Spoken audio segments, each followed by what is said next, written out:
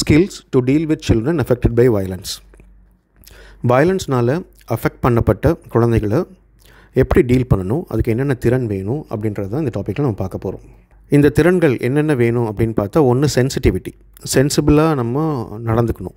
அடுத்தது கம்பேஷன், ஒரு கருணை பார்வையோடு இதை பண்ணணும். And trauma informed approach. Trauma informed அப்ரோச்னால், ட்ராமான்றது ஒருத்தர் டீப்பாக டிஸ்டர்பாக இருக்கிறது தான் நம்ம ட்ராமான்னு சொல்கிறோம்.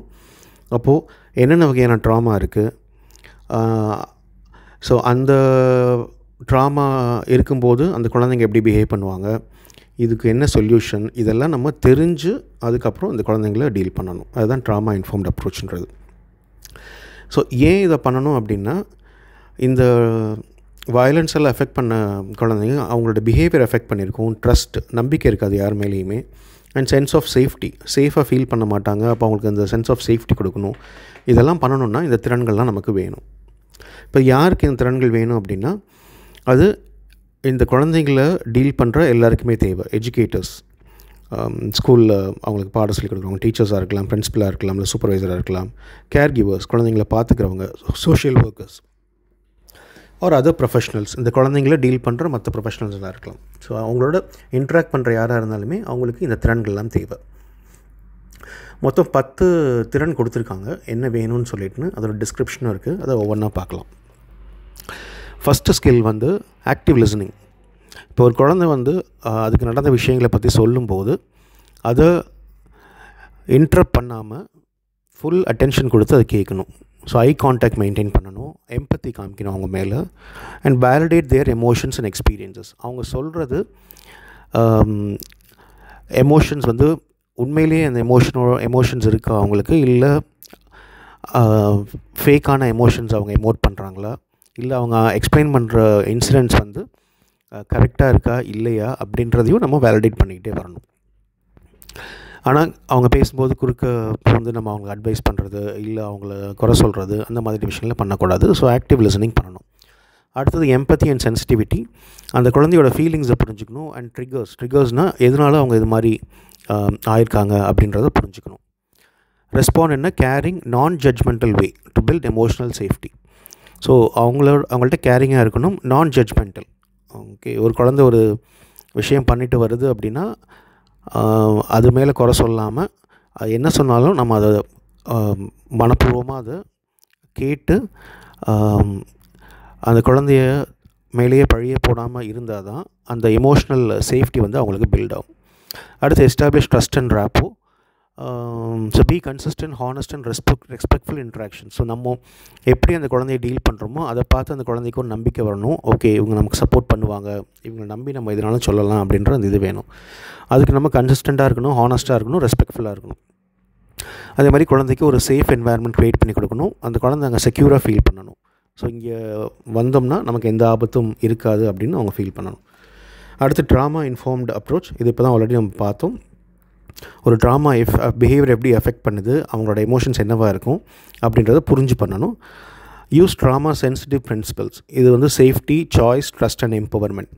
ஸோ இதெல்லாம் அவங்களுக்கு கொடுக்கணும். அவங்களுக்கு சேஃபாக ஃபீல் பண்ண வைக்கணும். சாய்ஸ், ஓகே இதிலேருந்து வெளியே வர என்னென்ன ஆப்ஷன்ஸ் இருக்குதுன்னு சொல்லி அவங்களுக்கு புரிய வச்சு அது மூலமாக அவங்களே முடிவெடுக்க வைக்கணும். ட்ரஸ்ட், நம்பிக்கை பில்ட் பண்ணுறது. எம்பவர்மெண்ட், அவங்களுக்கே அவங்கள எனேபிள் பண்ணணும் இந்த சிச்சுவேஷன்லேருந்து வெளியே வரதுக்கு. Safety planning. ஸோ குழந்தைக்கு வந்து ஒரு சேஃப் ஸ்பேஸ், எங்கே அதுக்கு வந்து பாதுகாப்பாக இருக்குமோ அந்த ஸ்பேஸை க்ரியேட் பண்ணி கொடுக்கணும்.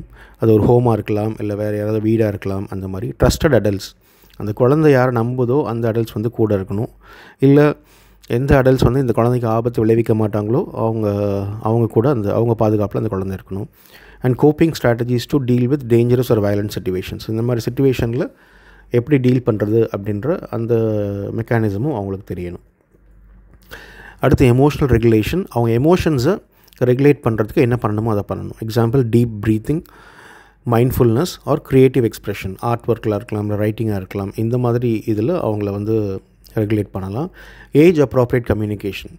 சரி, நம்ம யூஸ் பண்ணுற லாங்குவேஜாக இருக்கட்டும், நம்ம அவங்களுக்கு எக்ஸ்பிளைன் பண்ணுற விதமாக இருக்கட்டும், அந்த குழந்தையோட ஏஜுக்கு ஏற்ற மாதிரி இருக்கணும்.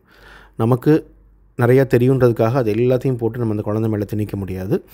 ஸோ அதனால் அவாய்ட் ஓவர்வெல்மிங் தம் வித் டீட்டெயில்ஸாக கொடுத்து அவங்கள ஒன்றுமே புரியாமல் அவங்க கன்ஃபியூஸ் பண்ணுறத விட அவங்களுக்கு புரிஞ்ச அளவில் அந்த லாங்குவேஜில் அந்தளவுக்கு எக்ஸ்ப்ளனேஷன்ஸ் கொடுத்தா போதும். Collaborate with professionals. ஸோ மற்ற ப்ரொஃபஷனல்ஸ் இருப்பாங்க, கவுன்சிலர்ஸ் இருப்பாங்க, சோஷியல் ஒர்க்கர்ஸ் இருப்பாங்க, சைக்காலஜிஸ்ட் இருப்பாங்க. ஸோ அவங்களோடலாம் சேர்ந்து அவங்களோட சப்போர்ட்டையும் எடுத்துகிட்டு நம்ம ஒர்க் பண்ணணும். Boundaries and self care.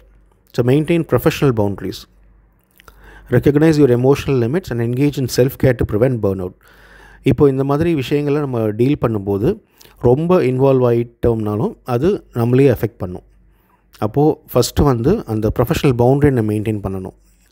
So இது நம்ம இந்த குழந்தையோட அந்த இஷ்யூஸை நம்ம சால்வ் பண்ணுறதுக்காக வந்திருக்கோம். இதுதான் நம்மளோட லிமிட்டு.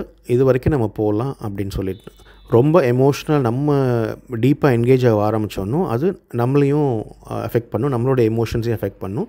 ஸோ அதனால் அந்த பேர்ன் அவுட்டை ப்ரிவெண்ட் பண்ணுறதுக்கு அந்த ப்ரொஃபஷனல் பவுண்ட்ரிஸை நம்ம மெயின்டைன் பண்ணணும், நம்மளை பார்த்துக்கணும். Self care. Cultural sensitivity. அதே மாதிரி அந்த குழந்தையோட கல்ச்சுரல் பேக்ரவுண்டையும் நம்ம பார்க்கணும், அதை நம்ம அக்செப்ட் பண்ணிக்கணும். ஏன்னா ஒவ்வொரு குழந்தையும் ஒரு கல்ச்சுரல் பேக்ரவுண்டில் வளருது. ஸோ இங்கே சரியாக இருக்கிற விஷயம் இன்னொரு இடத்துல தவறாக இருக்கும். ஸோ அதனால் அந்த கல்ச்சரில் இப்போ வயலன்ஸ்க்கு அவங்க எப்படி ரெஸ்பாண்ட் பண்ணுவாங்க அப்படின்றதையும் நம்ம பார்க்கணும். அதை பொறுத்து தான் அந்த ஹீலிங் ப்ராசஸையும் நம்ம கைட் பண்ண முடியும். இந்த டாபிக்ஸ் எல்லாமே நம்ம டேப்லெட் ஃபார்மேட்டில் கொடுத்துருக்கோம். இது எதுக்காகனா நமக்கு படிக்கும்போது ஈஸியாக புரிஞ்சிக்கலாம், பாயிண்ட் பை பாயிண்ட் நமக்கு மனசில் பதியும் அப்படின்றதுனால தான். ஆனால் எக்ஸாமில் நீங்கள் எழுதும்போது நீங்கள் டேப்லெட் ஃபார்மேட்டில் இல்லாமல் நார்மல் டிஸ்கிரிப்டிவ் ஃபார்மேட்லேயே எழுதுங்க. ஸோ ஒவ்வொரு பாயிண்ட்டையும் கீழே கீழே எழுதுங்க. ஸோ தட் நீங்கள் நிறைய பேஜஸும் கவர் பண்ண முடியும், டீட்டெயில்டாகவும் எழுத முடியும். இந்த வீடியோஸ் உங்களுக்கு யூஸ்ஃபுல்லாக இருந்ததுன்னா சப்ஸ்கிரைப் பண்ணுங்கள், லைக் பண்ணுங்கள், உங்கள் ஃப்ரெண்ட்ஸ்க்கும் ஷேர் பண்ணுங்கள். உங்களுக்கு எதுவும் ஃபீட்பேக் இருந்ததுன்னா கமெண்ட்ஸில் சொல்லுங்கள். Happy learning and all the best.